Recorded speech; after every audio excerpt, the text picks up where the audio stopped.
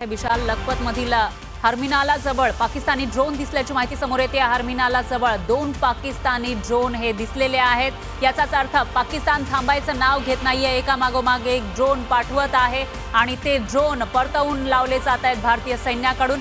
मात्र एका ठिकाणी जेव्हा ड्रोन पडला त्याच्यानंतर लागलेली जी आग आहे ती विझवताना हे कर्मचारी आपल्याला दिसून येत आहेत। त्यावेळची दृश्य हरमिनाला जवळ 2 पाकिस्तानी ड्रोन हे दिसलेले आहेत। तर सांबा, पठाणकोट, नौशेरामध्ये ड्रोन पाडल्याची माहिती समोर आलेली आहे आणि पंजाबमध्ये सुद्धा 10 शहरांना लक्ष केलेलं होतं, पण ते सर्वच्या सर्व ड्रोन पाडण्यात आले आहेत भारतीय लष्कराकडून। आणि एका ठिकाणी जेव्हा ड्रोन पडला त्याच्यानंतर लागलेली ही जी आग आहे ती आपण बघतोय। याचाच अर्थ किती स्फोटक त्या ड्रोन मध्ये भरलेली असतील त्याचा अंदाज आपण लावू शकतो, कारण काल ज्या पद्धतीने ड्रोन पाठवलेले होते त्याची आज परराष्ट्र मंत्रालयाकडून जेव्हा एक पत्रकार परिषदेमध्ये माहिती देण्यात आली त्याच्यापैकी काही ड्रोन मध्ये हे स्फोटक नव्हते विशाल, तर छर्रे होते। मात्र आज पाकिस्तान जो नाकाब आपला मनसुबा आहे तो या ठिकाणी कशा पद्धतीने क्रूरतेचा कहर केलाय ते आपण बघू शकतोय। लखपत मधील हरमिनाला जवळ पाकिस्तानी ड्रोन दिसल्याची माहिती समोर येते, मात्र भारताचा एअर डिफेन्स सिस्टीम हे सज्ज आहे। हरमिनाला जवळ 2 पाकिस्तानी ड्रोन दिसलेत आणि त्यांनाही हाणून पाडलं जाईल, कारण आतापर्यंत शेकडो ड्रोन पाकिस्तानने पाठवलेले आहेत। दररोज रात्रीच्या सुमारास जेव्हापासून ऑपरेशन सिंदूर राबवलेलं आहे भारतानं त्याच्यानंतर पासून पाकिस्तानने ही आगळीक करायला सुरुवात केली आहे। भारतानं तर लक्ष केलेलं होतं त्या दहशतवाद्यांना ज्यांनी मध्ये निष्पाप पर्यटकांचा जीव घेतलेला होता। मात्र त्याचं दुःख जे दहशतवाद्यांना लक्ष केलं त्याचं दुःख पाकिस्तानला झालं आहे, पाकिस्तानी आर्मीला झालं आहे आणि त्यानंतर पाकिस्तानची आर्मी अशा पद्धतीने कुरापती काढताना आपल्याला दिसून येते। अवंतीपुरा असेल, श्रीनगरमध्ये सुद्धा पाकचे ड्रोन हल्ले पाहायला मिळाले, पण भारतीय लष्करानं ते परतवून लावलेले आहेत। आणि त्याचबरोबर काही चौक्या ज्या होत्या पाकिस्तानच्या लष्कराच्या जिथून हे हल्ले केले जात होते त्या सुद्धा नष्ट करण्यात भारतीय लष्कराला यश आले। विशाल, भारतीय लष्कराला कायमच यश येणार। आज ऑपरेशन सिंदूरचा 3रा टप्पा सुरू झाला असं आपण म्हणूया। काल देखील आपण या हल्ल्याला उत्तर देत असताना सियालकोट, लाहोर, कराची या ठिकाणांना लक्ष करत तिथे आपण हल्ले केले, ड्रोन हल्ले केलेले होते। आणि आज देखील ज्या प्रकारे पाकिस्तानकडनं सीमावर्ती भागांमध्ये ड्रोन हल्ले करण्याचा प्रयत्न होतोय। आता एक क्षणाचा अपडेट, गुरदासपूरमधील डेरा बाबा नानक जवळ ड्रोन दिसलेले आहेत आणि भारतीय सैन्याकडून तिथे देखील पाकिस्तानचे ड्रोन जे आहेत ते उद्ध्वस्त करण्यात आले। आज पुन्हा एकदा काही धार्मिक स्थळं असतील, एअरबेस असतील किंवा लष्करी तळ असतील यांना लक्ष करण्याचा पाकिस्तानच्या ड्रोनचा प्रयत्न होता, पण हा प्रयत्न आपण हाणून पाडलेला आहे। कारण आज देखील अशाच पद्धतीने हल्ला होऊ शकतो हे गृहीत धरूनच आपलं सैन्य जे आहे ते सज्ज होतं। या सज्जतेचं उत्तम उदाहरण म्हणजे हे ड्रोन, म्हणजे शेकडो ड्रोन, जम्मूमध्ये तर 100पेक्षा अधिक ड्रोन्स आहेत ते त्यांचे आपण हाणून पाडलेत। पण आता गुरदासपूरमध्ये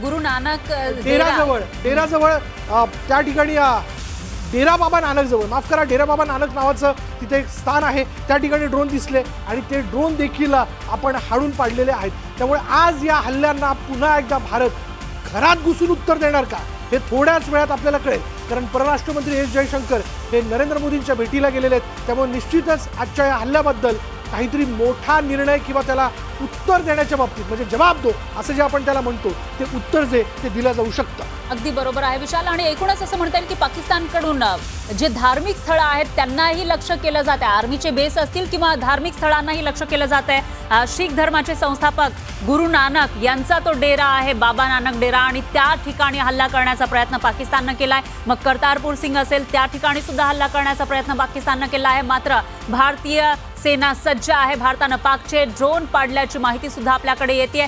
जेवढे ड्रोन पाठवले जात आहेत ते तेवढे परतवून लावले जात आहेत, पाडले जात आहेत। अवंतीपोरा, सोपोर, बारामुल्लामध्ये हे ड्रोन पाडल्याची माहिती समोर येते। बडगाम, पुलवामा, अनंतनागमध्ये सुद्धा पाकचे ड्रोन पाडल्याची माहिती समोर येते। याचाच अर्थ जो सीमा भाग आहे तिकडे हे ड्रोन पडतायत। काश्मीरमध्ये पाकचे 100पेक्षा जास्त ड्रोन हे नेस्तनाबूत करण्यात आले। म्हणजे याचाच अर्थ एकट्या काश्मीरमध्ये जे आपलं केंद्रशासित प्रदेश आहे त्या ठिकाणी 100पेक्षा जास्त ड्रोन आलेले होते, पण त्या सगळ्यांना पाडलेलं आहे भारतीय लष्करानं। जी, आझाद म्हणून आपले तिथले एक स्थानिक आहेत, आपले सहकारी ते आपल्या सोबत आहेत आता क्षणाला। आझाद, अभी की जानकारी अब तक क्या आई है? ये जो उन्होंने गुरुद्वारा पे आज अटैक किया, जबकि ये जानते हुए भी कि ननकाना साहब जो वहाँ पे है जिसकी वजह से पाकिस्तान की रोजी रोटी बहुत हद तक चल रही थी। सीरियस है, बाकी 2 जने हैं उन्होंने कट बर्न्स ने ਤੇ ਅਸੀਂ ਪੂਰਾ ਉਹਨਾਂ ਦਾ ਟ੍ਰੀਟਮੈਂਟ ਇਮੀਡੀਏਟਲੀ ਸ਼ੁਰੂ ਕਰ ਸਰ ਸਿਹਤ ਕਿਵੇਂ ਉਹਨਾਂ ਦੀ ਸਿਹਤ ਕਿਵੇਂ ਤੁਹਾਨੂੰ ਇਸ ਸਮੇਂ ਦੱਸਿਆ ਕਿ ਬਹੁਤ ਸੀਰੀਅਸ ਹੈ ਸਰ ਜਿਹੜੀ ਇੱਕੋ lady ਪਰਿਵਾਰ ਦੇ ਨੇ ਤਿੰਨੋਂ ਜੀ ਇੱਕੋ ਫੈਮਿਲੀ ਕੌਣ ਕੌਣ ਨੇ ਸਰ ਇਸ ਤੋਂ ਕੋਈ ਦੱਸੋ ਇਹ ਮੈਨੂੰ ਨਹੀਂ ਪਤਾ ਹਾਂ।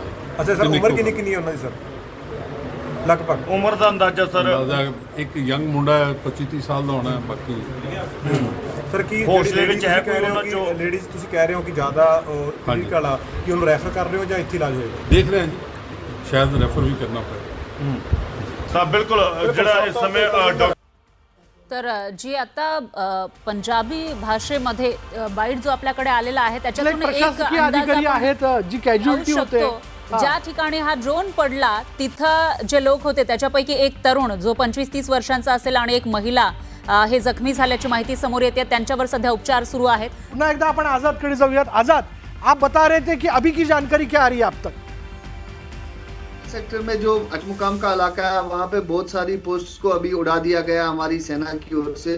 अभी कहीं से मुझे मैसेज आ रही है कि इस तरह की कार्रवाई हमारी चारों तरफ से इस वक्त जारी है और ये जो मरहला कुन लड़ाई की ओर जा रही है अब जो उन्होंने शुरुआत की थी पहले पहलगाम से जो बहुत बड़ी गलती करके उन्होंने हमारे नाहक लोगों को पर्यटकों को पे हमला किया, अब उनको उसका कर्ज चुका रहे हैं वो लोग। आजाद हुसैन जी, लेकिन एक सवाल यहाँ पर खड़ा होता है कि 100 से ज्यादा ड्रोन बस कश्मीर के ऊपर आए हैं जो नाकाम किए गए हैं. इसका मतलब कल से भी ज्यादा तादाद में ये हमला हो रहा है, ऐसे हम कह सकते हैं? बिल्कुल उम्मीद ये भी लगाई जा रही है कि आने वाले 1-2 दिनों में वो और ज्यादा तेज करने की कोशिश करेंगे लड़ाई, क्योंकि जब इंसान को लगता है कि मैं कमजोर पड़ रहा हूँ फिर वो अपनी पूरी ताकत के साथ लास्ट पे कोशिश करता है, तो ये कुछ उसी तरह का नजारा देखने को मिल रहा है। जी आझाद जी, एक अपडेट आ रहा है वो हम देना चाहेंगे. संतालपूर सीमेवरील 70 गावांमध्ये वीज पुरवठा खंडित झालेला आहे. जे याचाच हल्ले अर्थ केले त्या जातात, ठिकाणी ब्लॅकआउट केला जातोय.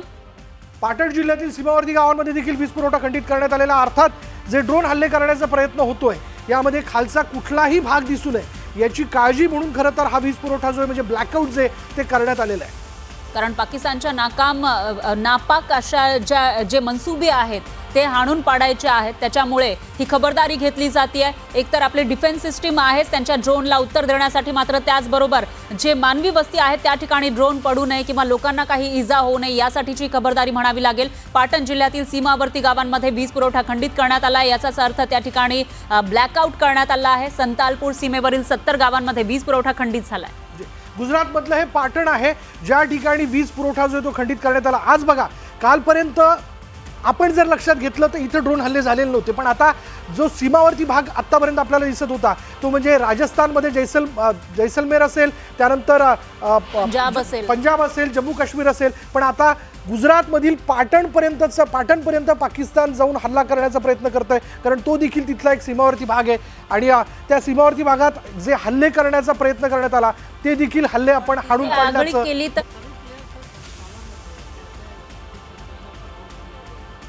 ये सभी प्लेयर जालंधर से उस ट्रेन में बोर्ड करे हैं और ये तीसरी ट्रेन थी. आज 5 ट्रेन में से ये तीसरी ट्रेन थी जिसमें ये आईपीएल के प्लेयर्स और ऑफिशियल्स आ रहे हैं. सर सभी लोग आ चुके हैं, लगभग 2 लोग वहाँ हैं या और भी स्पेशल ट्रेनें चलाने की तैयारी है इसके? देखिए हमारे पास रिक उपलब्ध हैं आवश्यकता अनुसार. जैसी वहाँ लोकल अथॉरिटीज से हम टच में हैं और हमारे जो उच्चाधिकारी हैं वो लगातार स्थिति पर नजर बनाए रखे हैं. तो जैसी आवश्यकता होगी रेक हमारे पास उपलब्ध है और स्पेशल ट्रेन का भी परिचालन किया जाएगा. देखिए इस बारे में पूरी जानकारी मुझे नहीं है. इतना मुझे पता है कि इस ट्रेन में आईपीएल से संबंधित खिलाड़ी और ऑफिशियल्स भी आ रहे हैं. आपल्याकडे आहे त्याच्यामध्ये आयपीएलचे जे खेळाडू सामने होते रद्द करण्यात आलेले आहेत. सामने जे स्थगित करण्यात आले ते सगळे प्लेयर्स आहेत ते सुरक्षित ठिकाणी आता हलवले जात आहेत. तर दिल्लीतल्या सफदरजंग या रेल्वे स्टेशनवरती काही स्पेशल ट्रेन आणि ते मुख्य म्हणजे प्लेनने नाही आले तर ट्रेनने त्यांना घेऊन आलेले आहेत. कारण तो जो एरिया आहे सीमा भाग तिथं सगळीकडे एअरस्पेस बंद करण्यात आली आहे भारताकडून. तिकडचे एअरपोर्ट बंद करण्यात आले आहे आणि त्या पार्श्वभूमीवर ट्रेननं या सगळ्यांना सुरक्षितपणे राजधानी दिल्लीमध्ये आणण्यात आलं आहे. तेव्हाची ही दृश्य आपण बघितली आहेत.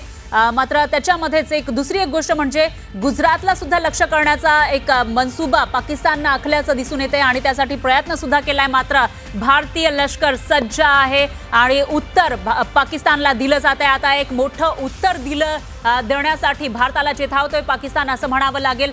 भारताला एक प्रकारे डिवचण्याचा प्रयत्न पाकिस्तानकडून केला जात आहे. मात्र जर एक ही पडेगा लेकिन बहुत बडा पडेगा, तेव्हा पाकिस्तान हा थाऱ्यावर येईल. तोपर्यंत काही कालपर्यंतचे हल्ले आपण धडा जर पाकिस्तान घेताना दिसत नाही. नाहीये. कालपर्यंतचे हल्ले जर आपण बघितले तर 3 सीमावर्ती राज्यांपर्यंतच ते मर्यादित होते, पण आता हे हल्ले गुजरातपर्यंत तिथल्या सीमावर्ती भागापर्यंत जाऊन पोहोचलेले आहेत. त्यामुळे आता पाकिस्ताननं जी तिथपर्यंत जाण्याची आगळीक केलेली आहे, ज्याचं जोरदार उत्तर परत एकदा भारतीय सैन्याकडनं आजच्या रात्री दिलं जाऊ शकतं. श्रीनगरमध्ये पाक